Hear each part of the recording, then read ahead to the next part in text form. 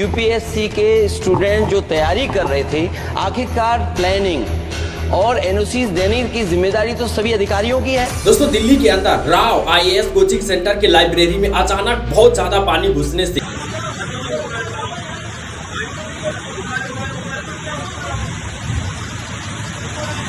तीन बच्चों, उत्तर प्रदेश की श्रेया यादव, तमिलनाडु की तान्या सोनी और केरल के नवीन डालमिन की बेरहमी से गंदे पानी में तड़प तड़प कर मौत हो जाती है। आखिर दोस्तों, इन बच्चों की मौत का जिम्मेवार कौन है? जिन बच्चों के माता पिता क्या खून चूस कर ये कोचिंग सेंटर वाले पैसा लेते हैं, क्या उनके बच्चों की जान की जिम्मेवार ये कोचिंग सेंटर वाले नहीं है? और दोस्तों, जब सरकार ने दिल्ली के अंदर कहा है कि बेसमेंट में कोई भी लाइब्रेरी नहीं खुलेगी, तो ये सरकार की आंखों के नीचे इतना बड़ा रूल को कैसे ब्रेक कर रहे हैं? इतना ही नहीं दोस्तों, आपको जानकर काफी हैरानी होगी कि जिस लाइब्रेरी में हादसा हुआ ना, उसके ठीक सामने पुलिस चौकी है। अब आप बताइए, जब सरकार ने कहा है कि कोई भी कोचिंग संस्थान लाइब्रेरी को बेसमेंट में नहीं खोल सकता है, सामने पुलिस चौकी होने पर भी उसको क्यों नहीं रोका गया? और दोस्तों, जो सरकार पिछले दिनों अन्नदाता किसानों को रोक रही थी, आंसू गैस की गोलियां छोड़ रही थी, उनको आतंकवादी घोषित करके कंटीले तार से उनके मार्ग को रोक रही थी, अब वो शिक्षा के व्यापार बनाए हुए लोगों को लेकर क्यों चुप है? और ऑफिशियली तौर पर तो 3 ही लोगों के मौत की खबर आ रही है, लेकिन अनऑफिशियली डेटा कुछ और ही बताते हैं। तो क्या है अनऑफिशियली डेटा? आखिरकार किस तरीके से लाइब्रेरी में पानी घुसा, इसका जिम्मेवार कौन होगा? आइए जानेंगे इन तमाम सवालों के जवाब आज के इस वीडियो में। वेलकम दोस्तों, आज दिल्ली में तकरीबन 2000 से अधिक कोचिंग सेंटर्स हैं और हर कोचिंग सेंटर्स की बात करें तो सभी लोगों ने अपने लाइब्रेरी को अपने बेसमेंट में ही बनवा कर रखा है। यहाँ तक कि जांच में यह पता चला है कि विकास देवी कीर्ति सर का जो दृष्टि आईएएस है, उसको भी सरकार के द्वारा सील कर दिया गया है। उसने भी अपने मानकों को नहीं पूरा करी। अच्छा दोस्तों, बात करें राव आईएएस कोचिंग सेंटर की, तो दिल्ली के अंदर जितने भी कोचिंग सेंटर हैं, उनको सरकार के द्वारा कहीं से भी परमिशन नहीं मिला है कि आप बेसमेंट के अंदर अपने लाइब्रेरी को खोलिए। दिल्ली के अंदर एमसीडी अर्थात म्युनिसिपल कॉर्पोरेशन ऑफ दिल्ली ने यह कहा है कि आप बेसमेंट के अंदर या तो स्टोर रूम बना लीजिए या फिर आप गाड़ी पार्क का जगह बना लीजिए, लेकिन आप वहां पर लाइब्रेरी नहीं खोल सकते। हालांकि दिल्ली सरकार के मना करने के बाद से इलीगल तरीके से कोचिंग तो खुल जाता है, लेकिन दोस्तों बात करें उनके मालिकों की, तो कोचिंग संस्थान के जितने भी मालिक हैं वो लाइब्रेरी बेसमेंट में तो खोले हुए हैं, लेकिन वो कभी यह देखने तक नहीं आते हैं कि लाइब्रेरी में क्या हाल है, बच्चे किस तरीके से पढ़ रहे हैं। ये कोचिंग माफिया, इसी कोचिंग माफिया के अंदर मैं खड़ा होकर बोल रहा हूँ। एक शब्द बोलने नहीं आया, चाहे विकास देव कीर्ति हो, चाहे खान सर हो, चाहे इसका क्या नाम है ओझा बाबा। उनको पैसे से मतलब है, उनको 3500 रुपया पर मंथ जरूर चाहिए। कहीं से भी हर बच्चे से पैसा जरूर चाहिए, चाहे वो बच्चा किसी तरह से उसमें पढ़े। अच्छा दोस्तों, बात करी जाए यहाँ पर एमसीडी की, तो अभी तक तो ये लोग पैसा खा कर चुप थे और जब हादसा हो गया है तब ये लोग एक्शन में आए हैं। अब आप ही सोचिए कि जिस देश की सरकारें अन्नदाता किसानों को आतंकवादी घोषित करके उनके राह में कंटीले तार लगा रही है, उनके ऊपर आंसू गैस के गोले छोड़े जा रहे हैं, उस देश की सरकार से आप क्या ही उम्मीद कर सकते हैं? और दोस्तों, दूसरी तरफ सरकार का देखिए, इन शिक्षा के आतंकवादियों का गुलाम बनकर बैठी हुई है। अब आप ही बताइए कि जब सरकार उन्हीं से पैसा लेकर उसी में विलुप्त रहेगी तो आम आदमी क्या कर सकती है? ये शिक्षा के आतंकवादी अपने व्यापार को इसी तरीके से आगे बढ़ाते ही रहेंगे। अच्छा, अब सवाल आती है राव आईएएस कोचिंग सेंटर की, तो लाइब्रेरी में उतना ज्यादा बच्चे कैसे फंसे रह गए? इतना ज्यादा पानी अचानक तो नहीं आ गया होगा कि सभी लोग तुरंत डूब गए होंगे?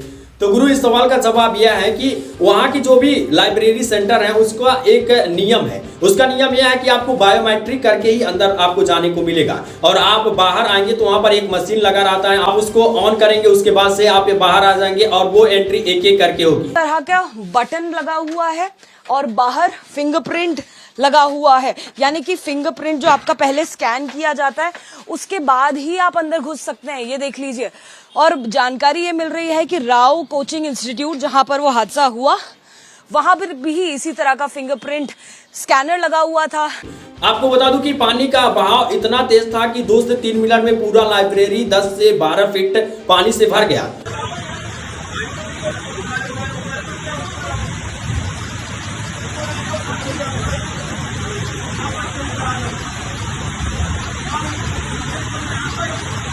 अब आप अनुमान लगाइए, एक ही डोर से आपको आना है, एक ही डोर से आपको जाना है, वहां पर भी बायोमेट्रिक लगा हुआ है, तो कितने स्टूडेंट अफरा तफरी में 2 से 3 मिनट के अंदर निकल सकते हैं?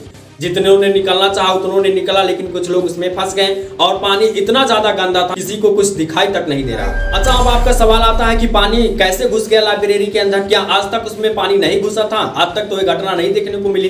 तो गुरु आपको बता दूं कि दिल्ली के अंदर शनिवार को भीषण बारिश हुई थी। बारिश इतना भीषण हुआ था कि सड़कों पर तकरीबन 4 से 5 फीट जल जमा हो गया था और उस जल जमाव की वजह से लाइब्रेरी का जो डोर था उसके सामने टी सेट लगाया गया था ताकि पानी को रोका जा सके। कहा जा रहा है कि अधिक जल जमा होने की वजह से टी सेट पर ज्यादा प्रेशर पड़ा और ज्यादा प्रेशर पड़ने की वजह से टी सेट टूट गया और धीरे धीरे करके पानी पहले डोर के नीचे से जाने लगा, उसके बाद से डोर खुल ओपन हुआ तो डोर के रास्ते पानी जाने लगा और तेजी के साथ 2 से 3 मिनट में ही पूरी लाइब्रेरी फुल हो गई पानी से। हालांकि दोस्तों एमसीडी की तरफ से अभी इस पर जांच जारी है कि आखिरकार लाइब्रेरी में पानी घुसने का और क्या कारण है। और दोस्तों सबसे आश्चर्यचकित कर देने वाली खबर वहां से ये आ रही है कि केवल 3 लोगों की जान नहीं गई है बल्कि अनऑफिशियली तौर पर बताया यह जा रहा है कि 20 से 25 लोगों की जान गई है। प्रशासन ने 12 से 18 के बीच में जो नंबर आ रहा है कि रेस्क्यू करे हैं, 12 से 18 कोई छोटा नंबर नहीं होता है। हम सारे यूपीएससी के छात्र हैं, वी आर मैच्योर इनफ।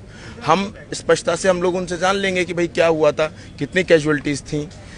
आपने रात में लाइट कटवा दी, ब्लैक फिल्म में गाड़ियाँ मंगवाई, एक स्ट्रेचर पे 2 बॉडियां निकलवाई, फिर आप कहते हैं केवल 3 कैजुअलिटीज हुई हैं। वहाँ के जितने भी स्टूडेंट थे उन्होंने कहा कि कई एम्बुलेंस से भर के लाशों को ले जाया गया है। ये लोग केवल 3 लोगों को ऑफिशियली तौर पे घोषित कर रहे हैं जान गई है, लेकिन यदि कहा जाए तो 20 से 25 लोगों की जान गई। और दोस्तों इन सब चीजों का जिम्मेवार तो सबसे बड़ा मैं सरकार को मानता हूँ, क्योंकि टाइम रहते हुए वो किसी चीज पर ध्यान नहीं देते हैं, वो लोग भी उसी में विलुप्त रहते हैं और जब मैटर बिगड़ जाता है तो ये लोग अपना सफाइयाँ देना स्टार्ट कर देते हैं और एक्शन में आके 2-3 दिन 10 दिन 15 दिन तक एक्शन में रहते हैं, उसके बाद से फिर उसी में विलुप्त हो जाते हैं।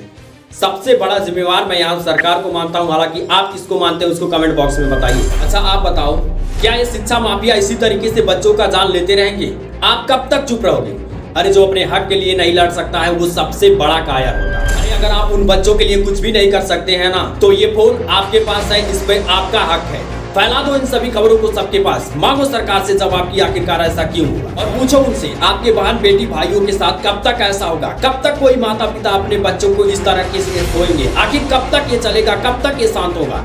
सरकार से आप जरूर सवाल करें। फिलहाल दोस्तों इस वीडियो में इतनी इन्फॉर्मेशन, उम्मीद है कि जानकारी आपको अच्छी लगी होगी। जानकारी अच्छी लगी है तो लाइक करिएगा। इन स्टूडेंट के हेल्प के लिए मैंने तो एक वीडियो बना दी, अपने तरफ से पूरी तरह से एफर्ट लगा दी। हालांकि आपका जो कार्य है, आप कितना एफर्ट लगाते हैं अब देखना यह है। आपको बस वीडियो को शेयर करना है, लोगों के पास पहुंचाना है, ऐसी सभी खबरों को लोगों के पास पहुंचाना है, सरकार से सवाल करना है। मिलते किसी अन्य वीडियो में ट्रेंडिंग टॉपिक के साथ, तब तक के लिए tata, take care, good bye, जय भारत, जय श्री कृष्ण।